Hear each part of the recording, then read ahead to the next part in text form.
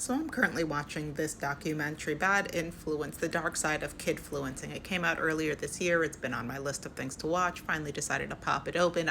It's 3 episodes, and I'm on episode 1, and the red flags were red flagging within the first 5 minutes. I feel so bad for all of these kids. None of these kids stood a chance. We're going to start off the very beginning with the main girl. Her name is Piper.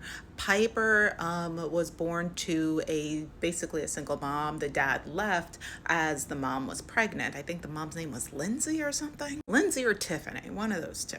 So throughout this entire documentary, you get to hear more from, let's call her Tiffany. You get to hear more from Tiffany's sister. And Tiffany's sister said that a lot of what she did, her push for her daughter Piper to be excellent, to be seen, to have accolades, because she put that baby in Tiffany put that baby in pageants with the hair, with the bikinis, with all those creepy things. She put the baby in pageants when she was like 4 years old. That baby also didn't go to school because she was more focused on the baby having like being recognized by society, being able to talk to adults, quote unquote, than having an education. But also, she was saying how the sister was saying that a lot of the push for this recognition was to get back at the dad, was to get back at the ex, the person that abandoned them, to be like, ooh, look at how much you're missing out on. Meanwhile,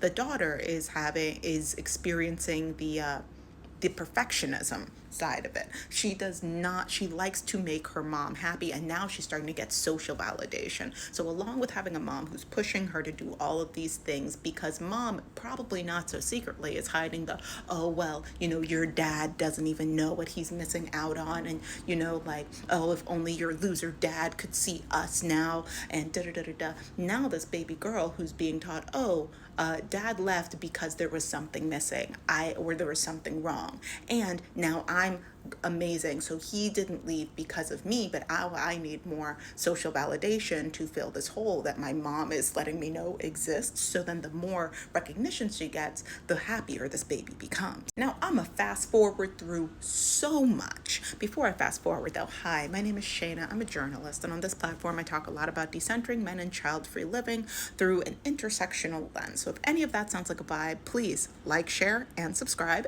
And if you are interested in leaving the United States or whatever country you are in and relocating somewhere else, I co-founded a platform called Black Babes Abroad. We actually just got some new branding. It looks fantastic. Hop on and let me know what you think. So if you're interested in any of those things, whether that's like relocation specifically, and we're doing some like light travel content here and there, but it's really focused on like helping people relocate. I'll include the link up here, and the link will be in the description. It's on Substack. Also, not to toot my own horn, but a toot. The Essence also recommended us as a Substack to follow. Aha! So along with that, definitely go check that out. And now let's continue with this, because I am fast forwarding through so much, and I'm still only on episode 1, but I could tell that this flies downhill quickly. So the little girl, Piper, she's getting older. She starts making it's a mix of she's making friends, but also the mom is kind of strategically putting other like kidfluencers around her. And then they make a little group that's called the squad. There it is. So then the squad comes together. They're all between the ages of 11 and 13, I want to say. And they start racking up millions of views. And the YouTube channel that the squad is under is orchestrated by Piper's mom. So they're making crazy amounts of money in ad revenue alone, but then there's sponsorship deals, there's all this stuff. They're getting millions on millions on millions of views. They have over 1 million followers, and this is back when kidfluencing or mom parenting, all of that like creepy stuff, that was back when this was in its infancy, like the family vlogs and all of that. So a lot of the parents didn't realize what was going on. Once the family started to realize what was going on, they were like, wait a minute, you aren't giving our kids are in this, you're not paying our family, you're making, I can't even understand how much money off of my child, and we're not seeing any of that money. Now, at that point, I had to pause, because I want you to take a quick guess at the demographics of the parents that had these concerns. All white. All white. There's one little girl who is half black, half white, or I'm assuming she looks mixed. When she was younger, she had her natural hair out, and then you get to see some of these kids when they're older. And very pretty girl. And I feel like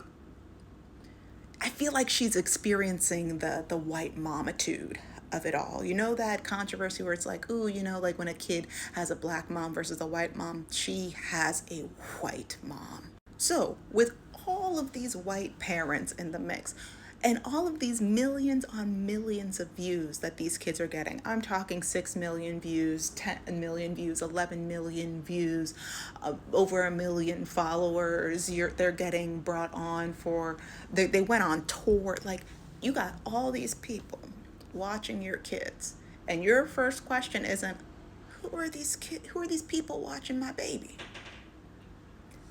Who's watching my baby? That's not your first question.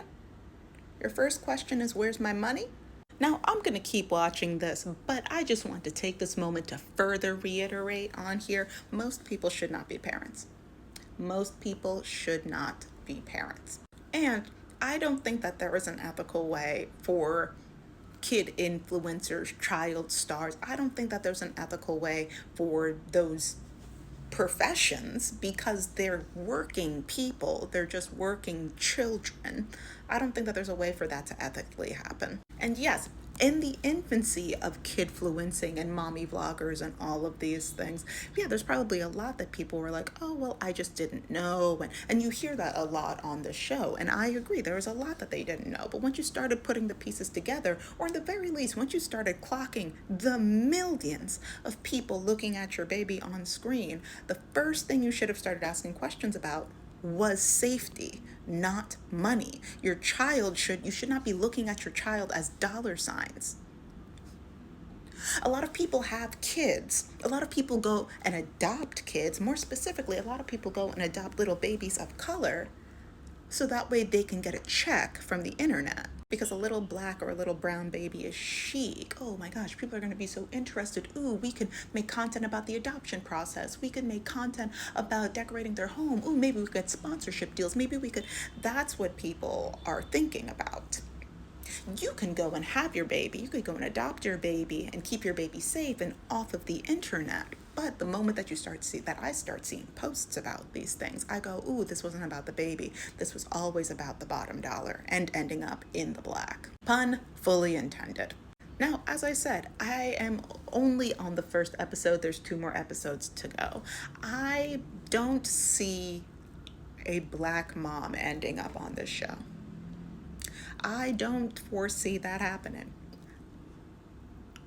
I see this. Now, that's not to say that there aren't black parents, including black moms, that have kids and then exploit them and put them in sexually exploitative situations. We all saw, what was her name? Miss Shirley? Miss Cindy?